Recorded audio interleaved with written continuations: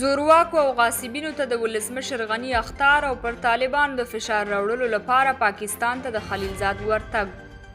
سلامونه لیدونکو، دا دوه موضوعات همدې ویډیو کې راسره وګورئ او مینه ټي وي چینل هم سبسکرایب کړئ. ولسمشر غني نن یو ځل بیا سرعلا قومندانۍ په غونډه کې امنیتي ځواکونو ته امر کړی چې د غیر مسؤلو وسلوالو د ځمکو غاصبینو او زورواکو پر وړاندې جدي اقدام وکړي. له دوی سره نرمښت د زغم وړ نه دی.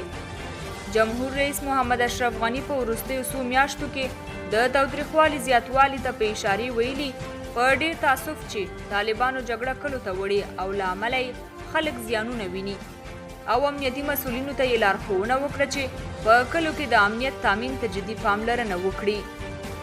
ولسمشر همداراز امنیتي ځواکونو ته د لویو لارو د امنیت تامین جدي سپارښتنه کړې ده. بلخوا ریپورټونه وایي چې د افغان سولې لپاره د امریکا خاص استازي زلمي خلیلزاد او د امریکایي ځواکونو قومندان جنرال سکاټ میلر د پاکستان د پوځ او آی اس آی له مشرانو سره د افغان سولې په تړاو خبرې کړې دي. سرچینې وایي دوی نن ماښام د افغان حکومت او طالبانو ترمنځ پر روانو مذاکراتو بحثونه کړي دي. د شنونکو په باور کله هم چې طالبان خپل سخت دریځ ښکاره کړي نو خلیلزاد پاکستان ته ځي، ځکه چې د سولې کلید دوحه کې نه بلکې د پاکستان پوځ او آی اس آی سره ده.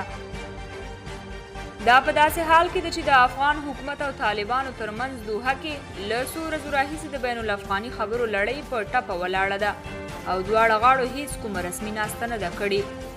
باید وویل شي چې د افغانستان د روغې جوړې ملي شورا مشر ډاکټر عبدالله هم څو ورځې وړاندې د سیمه ییزې اجماع د رامنځته کولو او پاکستان سره د هر اړخیزو همکاریو په باب له پاکستاني چارواکو سره لیده کاته کړي وو.